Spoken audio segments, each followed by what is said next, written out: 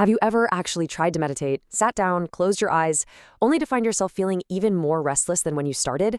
Yeah, if so, you are definitely not alone. Today, we're going to break down a totally different approach to the practice, one that explains why so many of us struggle, and, more importantly, offers a clear, structured path to finally get it right.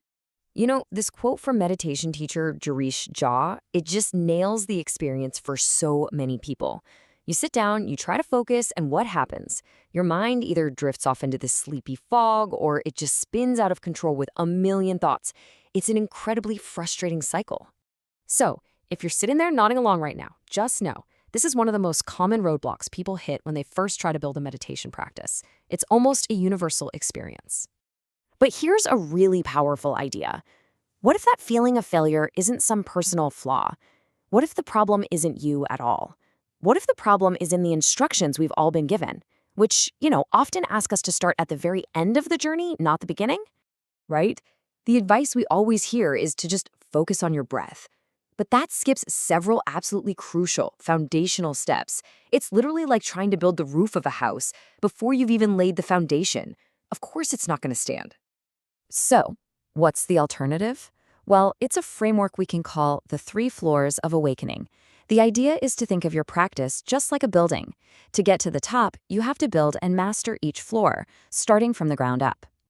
And here's the blueprint. It's pretty simple. The ground floor is all about your physical body and your posture. Then you move up to the middle floor, where we learn to observe our senses, maybe using tools like mantras. And only then, once that's solid, do we get to the top floor, where we can finally work with the breath and that idea of emptiness, or, pure awareness. Okay, so let's start where it all begins. The ground floor. The body. The entire journey starts right here. And the part that might surprise you is that it has almost nothing to do with quieting your mind. It's all about stabilizing your body. So why start here? Because anxiety, stress, it's not just in our heads. It's physically stored in our bodies, in our spine, our legs, the tension in our face. An unsettled body pretty much guarantees a distracted mind. The goal is just to find a posture that's both relaxed and motionless. And the first real sign that you're getting this right is when your body just wants to sit still. All right, next up, we're heading to the middle floor, the senses.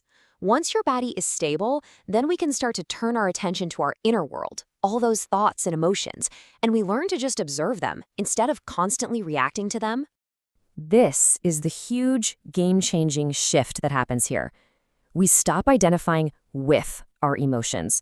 So instead of saying, I am anxious, which makes anxiety your entire identity, you learn to see it as a temporary state. You just observe, anxiety is moving through me. It's like a passing cloud, not the entire sky. This power of observation, it comes from waking up something called viveka.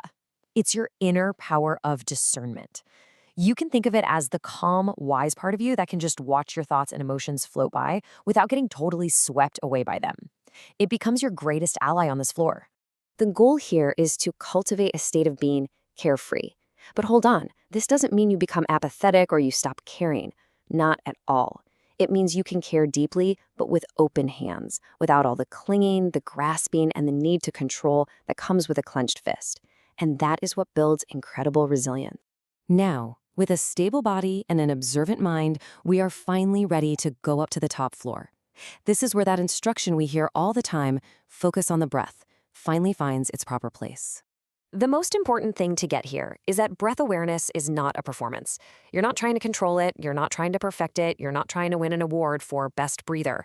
You're simply using your breath as a bridge to connect your grounded awareness to a deeper state of consciousness. Okay, so this all sounds great in theory, right? But how do we actually bring this blueprint into our messy, complicated, everyday lives? Well, the approach is really practical, and it starts with small, manageable steps.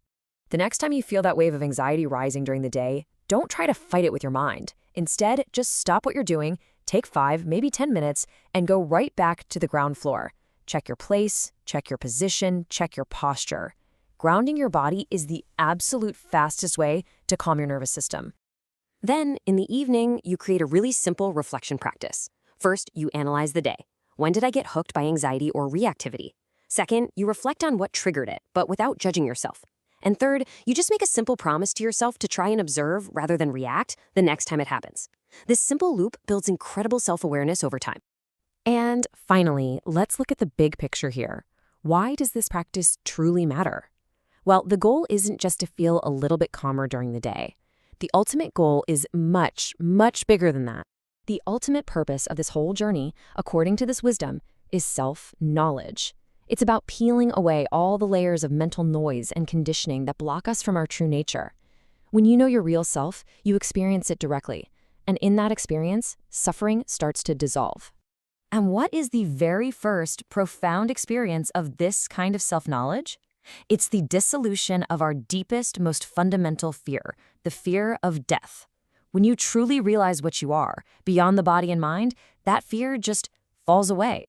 So this brings us to the end of our explainer today, but really, it's the beginning of a new way of thinking about this practice.